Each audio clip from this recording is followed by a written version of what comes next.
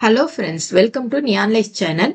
சாஸ்திரம் படிப்பது அந்த காலம், சரித்திரம் படிப்பது இந்த காலம், கோத்திரம் பார்ப்பது அந்த காலம், குணத்தை பார்ப்பது இந்த காலம், பக்தி முக்கியம் அந்த காலம், படிப்பு முக்கியம் இந்த காலம், கத்தி தீட்டுவது அந்த காலம், புத்தி தீட்டுவது இந்த காலம். எவ்வளவு அழகான தெளிவான வரிகள். அந்த காலம் இந்த காலம் அப்படிங்கிற தலைப்புல உடுமலை நாராயண கவி அவர்கள் எழுதிய கவிதை இது. இன்னைக்கு நாம தமிழ் அறிஞர்களும் தமிழ் தொண்டும் இந்த தலைப்புல மரபு கவிதைகள் வரிசையில உடுமலை நாராயண கவி அவர்களை பத்தி பார்க்க போறோம். இது வரைக்கும் சப்ஸ்கிரைப் பண்ணலன்னா மறக்காம சப்ஸ்கிரைப் பண்ணி பெல் பட்டனை கிளிக் பண்ணிட்டு வாங்க, வீடியோக்குள்ள போகலாம்.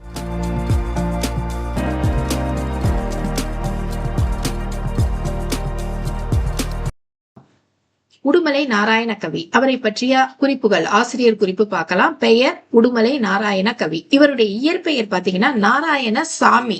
ஓகேங்களா. ஊர் பாத்தீங்கன்னா திருப்பூர்ல இருக்கக்கூடிய பூலவாடி அப்படிங்கிற கிராமம், பொள்ளாச்சிக்கு பக்கத்துல இந்த ஊர் இருக்கு. இவர் வாழ்ந்த ஊர் பாத்தீங்கன்னா உடுமலைப்பேட்டை. பெற்றோர் கிருஷ்ணசுவாமி, முத்தம்மாள். இவருடைய குரு பாத்தீங்கன்னா உடுமலை முத்துசாமி கவிராயர். உடுமலை நாராயண கவியையும் உடுமலை முத்துசாமி கவிராயரையும் கன்ஃபியூஸ் பண்ணிக்க கூடாது. உடுமலை நாராயண கவியோட குரு யாருன்னு பாத்தீங்கன்னா முத்துசாமி கவிராயர். யாப்பிலக்கணம் கற்றுக் கொடுத்தவர் சங்கரதாஸ் சுவாமிகள். இவருடைய சிறப்பு பெயர் என்னன்னு பாத்தீங்கன்னா பகுத்தறிவு கவிராயர் அப்படின்னு சொல்லுவாங்க. பகுத்தறிவு பகலவன் சொன்னாக்கா பெரியார், பகுத்தறிவு கவிராயர் அப்படின்னு சொன்னாக்கா உடுமலை நாராயண கவி. இவருடைய காலம் 1899 இருந்து 1981 வரைக்கும். திரைப்பட பாடலாசிரியர், நாடக எழுத்தாளர். இவர் திரைப்பட பாடல்கள் நிறைய இவர் எழுதியிருக்காரு. அதுல இருக்கக்கூடிய மேற்கோள் இது: நல்ல நல்ல நிலம் பார்த்து நாளும் விதை விதைக்கணும், நாட்டு மக்கள் மனங்களிலே நாணயத்தை விதைக்கணும். இந்த பாட்டு நீங்க கேட்டிருப்பீங்க. தேதி 1ல இருந்து 20 வரைக்கும் கொண்டாட்டம், 21ல இருந்து 30 வரைக்கும் திண்டாட்டம். ஒரு வாழ்க்கைய எவ்வளவு அழகா 2 வரியில அவர் சொல்லியிருக்காரு அப்படின்னு சொல்லிட்டு தெரிஞ்சுக்கலாம். நம்ம பாட புத்தகத்துல, அதாவது 7th தமிழ் புக்ல பாத்தீங்கன்னா 1 2 அப்படிங்கிற தலைப்பின் கீழே உடுமலை நாராயண கவி அவர்களின் கவிதை ஒண்ணு வந்திருக்கு. ஓகேங்களா. இதுல என்ன சொல்ல வரானா, தமிழ்நாட்டை பத்தி சொல்றதுக்கு 1 2 நிறைய விஷயம் இருக்கு அப்படின்னு சொல்றாரு. ஒரு இணையில்லாத அற்புதம் நம்ம தமிழ்நாட்டுல இருக்குன்னு சொல்றாரு. என்னங்கிறத வரிசையா சொல்லிக்கிட்டே வராரு. தென்றல் தரும் இனிய தேன் மனமும் கமழும். தென்றல் தரும், தென்றலும் கொடுக்கும், தேன் மனமும் கமழும் அப்படின்னு சொல்றாரு. கனியும் கதிரும் தந்து உதவக்கூடிய நன்செய் வளம், அதாவது நன்செய் நிலங்கள் அதிகமா இருக்கு. அது கனியும் தரும் கதிரும் தரும் அப்படின்னு சொல்றாரு. பகை வென்ற திறம்பாடும் பரணி வகை. பரணி அப்படிங்கிறது ஒரு சிற்றிலக்கிய வகை. ஓகேங்களா. பகைவரை வெற்றி கொண்ட மன்னனை பத்தி பாடக்கூடிய ஒரு இலக்கியம் பரணி இலக்கியம். அதை பத்தி தான் இவர் என்ன செஞ்சிருக்காரு, இந்த இடத்துல சொல்லியிருக்காரு. பகை வென்ற திறம்பாடும் பரணி வகை, செழும் பரிபாடல் கலம்பகங்கள் 8 தொகை, வான்புகழ் கொண்ட குரலோடு அகமும் புறமும் செம்பொருள் கண்ட தமிழ் சங்க இலக்கிய பெருஞ்செல்வம். இலக்கிய பெருஞ்செல்வம், தமிழ்ல இருக்கக்கூடிய இலக்கிய பெருஞ்செல்வம் என்னென்ன அப்படின்னு சொல்லியிருக்காரு. பரிபாடல், கலம்பகங்கள், 8 தொகை, திருக்குறள், அகநானூறு, புறநானூறு. அகமும் புறமும்னாக்கா அப்ப அகநானூறு புறநானூறு இந்த இடத்துல அப்படிங்கிறத நம்ம தெரிஞ்சுக்கலாம். அதுக்கப்புறம் பாத்தீங்கன்னா முல்லைக்கு தேர் கொடுத்தான் வேல்பாரி. முல்லைக்கு தேர் கொடுத்தது பாரிங்கிறது நமக்கு தெரியும். வான் முகிலினும் புகழ் படைத்த உபகாரி. உபகாரி அப்படின்னா வள்ளல் அப்படின்னு அர்த்தம். அதாவது மழை மேகத்தை விட புகழ் படைத்தவன் இந்த பாரி அப்படின்னு சொல்லிட்டு சொல்றாரு. கவி சொல்லுக்கு தலை கொடுத்தான் அருள் மீறி, இந்த வள்ளலாம் குமணன் போல் வாழ்ந்தவர் வரலாறு. ஒரு கவிஞரோட சொல்லுக்காக தன்னுடைய தலையையே கொடுத்தது யாரு, குமணவள்ளல் அப்படின்னு சொல்லியிருக்காரு. இந்த மாதிரி 1 இல்ல 2 இல்ல நிறைய விஷயங்கள் தமிழ்நாட்டுல இருக்கு அப்படின்னு சொல்லக்கூடிய ஒரு கவிதை தான் இது. இதை எழுதியவர் யாரு அப்படின்னு பாத்தீங்கன்னா உடுமலை நாராயண கவி. அதே மாதிரி ஓல்டு புக்ல பாத்தீங்கன்னா 6th 3rd டேர்ம்ல அந்த காலம் இந்த காலம் அப்படின்னு சொல்லிட்டு ஒரு பகுதி இருக்கு. இதுல அதுவும் உடுமலை நாராயண கவியோட கவிதை தான் இது. நினைச்சதை எல்லாம் எழுதி வச்சது அந்த காலம், எதையும் நேரில் பார்த்தே நிச்சயிப்பது இந்த காலம், எது வேணாலும் எழுதி வைக்கலாம் அந்த காலத்துல. ஆனா இப்ப என்ன செய்யணும்? கண்ணால பார்த்ததை மட்டும்தான் எழுத முடியும் அப்படின்னு சொல்றாரு. மழை வரும் என்றே மந்திரம் ஜெபிச்சது அந்த காலம். அந்த மழையை பொழிய வைக்கவே எந்திரம் வந்தது இந்த காலம். மழை வேணும்னா என்ன செய்வாங்க? அப்பெல்லாம் மந்திரம் பண்ணுவாங்க, ஜெபிப்பாங்க, வரணும்னு வேண்டுவாங்க. ஆனா இந்த காலத்துல என்ன செய்யறாங்க? அதுக்கான மெஷின்ஸ் வந்துருச்சுன்னு சொல்றாரு. இலிக்குளம் என்றே இனத்தை வெறுத்தது அந்த காலம். மக்களை இணைத்து அணைக்க முயற்சி பண்ணுவது இந்த காலம். இப்போ இந்த காலத்துல ஜாதி பாகுபாடே இல்ல, இன பாகுபாடு இல்ல அப்படின்னு சொல்றாரு.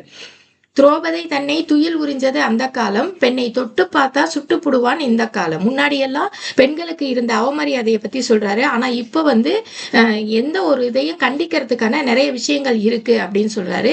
சாஸ்திரம் படிப்பது அந்த காலம், சரித்திரம் படிப்பது இந்த காலம். அப்பெல்லாம் சாஸ்திரம் படிச்சோம், இப்பெல்லாம் சரித்திரம் படிக்கிறோம். அதே மாதிரி அப்பெல்லாம் கோத்திரம் பார்த்தோம், அதாவது குலம் கோத்திரம் சொல்லுவாங்கல்ல, கோத்திரம் பார்த்தோம். இப்ப குணத்தை பாக்குறோம் அப்படிங்கறத பத்தி சொல்லியிருக்காரு. அடுத்து பாருங்க, பக்தி அப்ப முக்கியம் சொல்றாரு, படிப்பு இப்ப முக்கியம் சொல்றாரு. கத்தி திட்டினது அந்த காலங்கிறாரு, புத்தி தீட்டுறது இந்த காலம் சொல்றாரு. பெண்ணை பேயென பேசி அணைச்சது அந்த காலம், வாழ்வின் கண்ணில் ஒன்றாய் எண்ணி நடப்பது இந்த காலம். பெண்ணை முன்னாடி பேயின்னு சொல்லி பழிச்சு பேசின காலம் அது. ஆனா இப்ப கண்கள்ல ஒன்னா பாக்குறது இந்த காலம் அப்படின்னு சொல்றாரு. ரொம்ப எளிமையா ஒரு நாட்டுப்புற பாடல் கேட்கிற மாதிரியே இருக்கும் உங்களுக்கு இந்த பாடல். அந்த அளவுக்கு ஒரு எளிமையான நடையில சீர்திருத்த கருத்துக்களை சொன்னவர் யாருன்னு பாத்தீங்கன்னா உடுமலை நாராயண கவி. பகுத்தறிவு கவிராயர் உடுமலை நாராயண கவியை பற்றிய ஒரு சில குறிப்புகள் பார்க்கலாம். நாட்டுப்புற பாடல் மெட்டுகளை திரைப்படத்தில் அறிமுகம் செய்தவர். திரைப்படத்துல அவர் பாடல் எழுதும் போது நாட்டுப்புற பாடல் மெட்டுகளை அதுல கொண்டு வந்தவர் இவர் தான் முதல்ல அறிமுகம் செய்தார். நாட்டுப்புற இசையின் எளிமையை கையாண்டு கவிதையை எழுதியவர். முதலில் சீர்திருத்த கருத்துக்களை திரைப்படத்தில் புகுத்தியவர். சீர்திருத்த கருத்துக்கள் எல்லாமே தன்னுடைய பாடல் வழியாக சொன்னவர். இவர் முதலில் கவிதை எழுதிய திரைப்படம் சந்திரமோகனா அப்படிங்கிறது இவர் கவிதை எழுதிய திரைப்படம். விடுதலை போராட்டத்தப்ப பாத்தீங்கன்னா தேசிய உணர்வுமிக்க பாடல்களை எழுதி மேடைகள்ல என்ன செஞ்சாரு? முழங்கினார் அப்படின்னு சொல்லுவாங்க. அந்த அளவுக்கு அவருடைய பாடல்கள் இருந்தது. தொடக்கத்துல பாத்தீங்கன்னா ஆன்மீக பாடல்களை எழுதுறாரு. அதுக்கப்புறம் பாரதியாரோட ஒரு ஃப்ரெண்ட்ஷிப்புக்கு வர்றாரு. வந்ததுக்கு அப்புறம் பாத்தீங்கன்னா பாமர மக்கள் கிட்ட விழிப்புணர்வை ஏற்படுத்தக்கூடிய சமுதாய பாடல்களை எழுதி சீர்திருத்த கருத்துக்களை பரப்புறார். அதே மாதிரி பாத்தீங்கன்னா NS கிருஷ்ணன் இருக்காரு இல்லைங்களா, அவருக்காக கிந்தனார் கதா காலட்சேபம் எழுதியிருக்கார். ஏறக்குறைய 10,000க்கும் மேற்பட்ட பாடல்கள் எழுதியிருக்காரு. எவ்வளவு பெரிய அளவு பாருங்க. புகழ்பெற்ற கவிஞர் பாபநாசம் சிவனை விட அதிகமான பாடல்களை எழுதியவர் உடுமலை நாராயண கவி.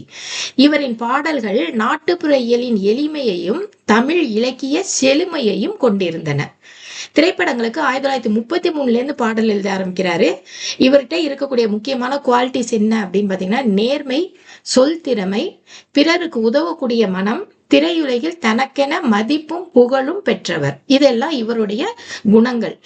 திருக்குறள் கருத்துக்களை அதிகமா தன்னோட பாடல்களை பயன்படுத்தியவர் உடுமலை நாராயண கவியே. ஓகேவா?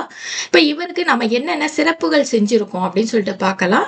இவரோட நினைவை போற்றுறதுக்காக நடுவண் அரசுனா சென்ட்ரல் கவர்மெண்ட் இந்திய அஞ்சல் துறை மூலமா என்ன செய்யுது? ஒரு அஞ்சல் தலையை வெளியிடுது. அது எப்போன்னு பாத்தீங்கன்னா 31/12/2008. 2008 கடைசி மாசம் கடைசி நாள்னு ஞாபகம் வச்சுக்கோங்க. 31/12/2008 அஞ்சல் தலை உடுமலை நாராயண கவி அவர்களுக்கு வழங்கப்படுகிறது. இவருக்கான மணிமண்டபம் அப்படின்னு பாத்தீங்கன்னா உடுமலைப்பேட்டை அவர் வாழ்ந்த இடத்திலேயே இருக்கு. விருது அப்படின்னு பாத்தீங்கன்னா என்னென்ன விருது வாங்கியிருக்காரு? சாகித்ய ரத்னாகர் விருது வாங்கியிருக்காரு, கலைமாமணி விருதும் வாங்கியிருக்காரு. இந்த சாகித்ய ரத்னாகர் விருது பாத்தீங்கன்னா நீதிபதி கோகுலகிருஷ்ணனோட தலைமையில இவருக்கு வழங்கப்படுது. கலைவாணர் NS கிருஷ்ணனோட குரு யாருன்னு பாத்தீங்கன்னா உடுமலை நாராயண கவி. கலைவாணர் NS கிருஷ்ணன் குருவா யார நினைச்சிட்டு இருக்காரு? உடுமலை நாராயண கவி அவர்களை நினைச்சிருக்காரு. இவருடைய நினைவு மண்டபம் எங்க இருக்கு அப்படின்னா உடுமலைப்பேட்டையில இருக்கு. இப்போ உடுமலை நாராயண கவி பற்றி மத்தவங்க என்ன சொன்னாங்க? ஒரு சிலர் சொன்னது மட்டும் நம்ம இங்க பார்க்கலாம். நாம் எழுதும் பக்கமான வசனங்களுக்கு 10 வார்த்தைகளில் பாடல் மூலம் விளக்கி விடுவார் அப்படின்னு அறிஞர் அண்ணா சொல்லியிருக்காரு. அறிஞர் அண்ணா எவ்வளவு பெரிய பேச்சாளருங்கிறது நமக்கு தெரியும். ஆனா அவரே என்ன சொல்லியிருக்காரு? நம்ம பக்கமா வசனம் எழுதினாலும் 10 வார்த்தையில ஒரு பாட்டு மூலமா அதை சொல்லிடுவாரு அப்படின்னு சொல்லிட்டு நாராயண கவியை அவர் பாராட்டியிருக்கார்.